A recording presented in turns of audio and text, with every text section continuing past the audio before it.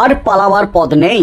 এবার কিন্তু জোর বিপাকে আরজিকর কাণ্ডের main mastermind Sandip Ghosh, আরজিকরের প্রাক্তন অধ্যক্ষ এবং আরজিকর দুর্নীতিকাণ্ডের অন্যতম অভিযুক্ত এবং আরজিকর খুন এবং ধর্ষণ কাণ্ডের অন্যতম মাস্টার মাইন্ড এবং আরজিকর খুন এবং ধর্ষণ কাণ্ডে প্রমাণ লোপাটের দায়ে গ্রেপ্তার হয়েছেন সন্দীপ ঘোষ।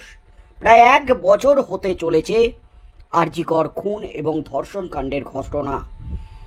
শুধু সিভিক ভলেন্টিয়ার সঞ্জয় রায় নয়, আরও একাধিক অভিযুক্ত জড়িয়ে আছে। তাদের গ্রেপ্তার করতে হবে, তাদের শাস্তি দিতে হবে, তবেই বিচার পাবেন নির্যাতিতা, এমনই কিন্তু দাবি। আর তার মাঝেই কিন্তু নির্যাতিতার বাবা মায়ের এবং জুনিয়র চিকিৎসক যারা আন্দোলন করছিলেন তাদের যে দাবি, সেই দাবি মতো কিন্তু সিবিআইয়ের বিরুদ্ধে উঠেছে একের পর এক বিস্ফোরক অভিযোগ। তার মধ্যেই এবার কিন্তু চরম বিপাকে আরজিকর কাণ্ডের অন্যতম main mastermind Sandip Ghosh. Sandip ঘোষের সাজা ঘোষণায় এবার একেবারে গ্রিন সিগন্যাল, সিলমোহর পড়ে গেল নিম্ন আদালতে। অবশেষে সন্দীপ ঘোষের চার্জ গঠন, এমনই কিন্তু খবর উঠে আসছে। অবশেষে সন্দীপ ঘোষের বিচার প্রক্রিয়া শুরু। অবশেষে সন্দীপ ঘোষের সাজা ঘোষণায় সিলমোহর পড়ে গেল আদালতে। আগামী দিনে যা হতে চলেছে তাতেই কিন্তু নতুন করে হইচই পড়ে গেছে একেবারে গোটা রাজ্যে। আরজিকর কাণ্ডের প্রথম সাজা ঘোষণা হয়েছিল সঞ্জয় রায়ের, মেন অভিযুক্ত সঞ্জয় রায়। তাকে আমৃত্যু কারাদণ্ডের নির্দেশ দিয়েছেন নিম্ন আদালতের বিচারক অনির্বাণ দাস। সন্দীপ ঘোষ তৃতীয় সাজাপ্রাপ্ত হতে চলেছেন এই আরজিকর কাণ্ডের। শুধুমাত্র আরজিকরের দুর্নীতি কাণ্ডে নয়, তার সাথে সাথে আরজিকর খুন এবং ধর্ষণ কাণ্ডের প্রমাণ লোপাটের দায়ে গ্রেপ্তার হয়েছেন সন্দীপ ঘোষ। এবার কিন্তু শেষ রক্ষা হলো না সন্দীপের, চরম বিপাকে সন্দীপ ঘোষ। আরজিকর মেডিকেল কলেজ এবং হাসপাতালে আর্থিক দুর্নীতি মামলায় প্রাক্তন অধ্যক্ষ সন্দীপ ঘোষ সহ 5 অভিযুক্তের বিরুদ্ধে চার্জ গঠন করলেন আলিপুর সিবিআই বিশেষ আদালতের বিচারক। দুর্নীতি দমন আইনের 420, 409, 467, 468 এবং 7 নম্বর ধারায় মামলা দায়ের হয়েছে। এবার শুরু হবে বিচার প্রক্রিয়া। আদালত সূত্রে খবর, আগামী 22 জুলাই প্রথম সাক্ষী হিসাবে তলব করা হয়েছে দুর্নীতির অভিযোগকারী দেবল ঘোষকে। এবং আরজিকরে তরুণী চিকিৎসক পড়ুয়ার ধর্ষণ ও খুনের পরই প্রকাশ্যে আছে আর্থিক দুর্নীতির অভিযোগ। কলকাতা হাইকোর্টের নির্দেশে আরজিকরে দুর্নীতির তদন্ত করছে সিবিআই। তাদের চার্জশিটে মেডিকেল কলেজের প্রাক্তন অধ্যক্ষ সন্দীপ ঘোষ ছাড়াও আরও ঘনিষ্ঠ ব্যবসায়ী সুমন হাজরা, বিপ্লব সিং, জুনিয়র চিকিৎসক আশিস পান্ডে এবং দেহরক্ষী আশরাফ আলী খানের নাম রয়েছে। বর্তমানে তারা সকলেই জেলবন্দি। জানা যাচ্ছে প্রত্যেকের বিরুদ্ধে জালিয়াতি, প্রতারণা, অপরাধমূলক ষড়যন্ত্র ধারাতে চার্জ গঠনের নির্দেশ দেওয়া হয়েছে। এই 5 অভিযুক্ত আগেই মামলা থেকে অব্যাহতি জন্য আবেদন করেছিলেন, কিন্তু শুনানির শেষেই বিচারক তাদের এই আবেদন খারিজ করে অবশেষে সাজা ঘোষণার প্রক্রিয়া শুরু করার নির্দেশ দিয়ে দিলেন চার্জ গঠন করে। পরবর্তীতে তদন্ত শুরু করে সিবিআই। তবে ইডি তদন্ত চেয়েছিলেন তিনি। তবে এই ঘটনায় অনেক আগেই আরজিকরে দুর্নীতির অভিযোগ তুলে মামলা দায়ের করেছিলেন দেবল ঘোষ এবং অভয়া কাণ্ডের পর সেই মামলার তদন্ত শুরু করে সিবিআই।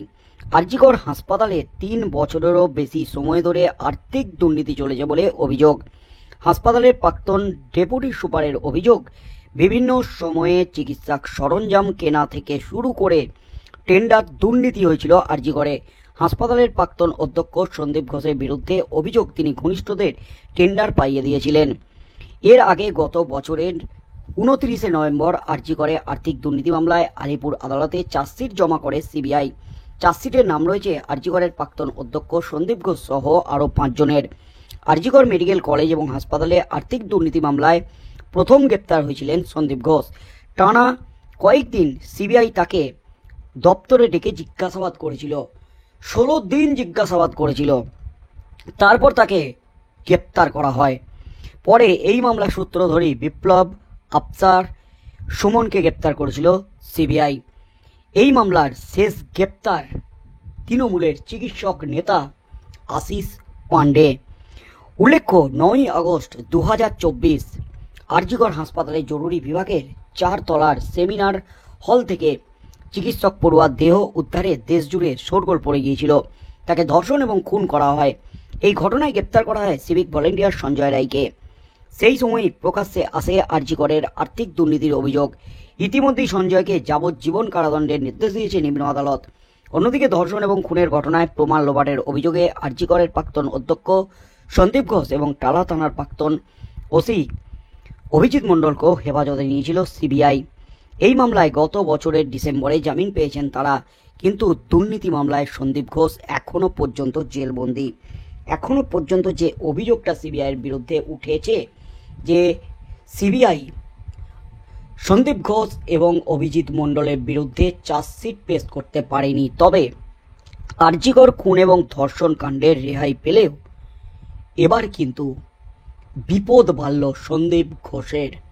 কারণ আরজিকরে যে 200 কোটি টাকার দুর্নীতি হয়েছে, সেই 200 কোটি টাকার আর্থিক দুর্নীতি কাণ্ডে সন্দীপ ঘোষকে আষ্টেপৃষ্টে জড়িয়ে ফেলল সিবিআই। সন্দীপ ঘোষের সাজা ঘোষণায় অবশেষে গ্রিন সিগন্যাল।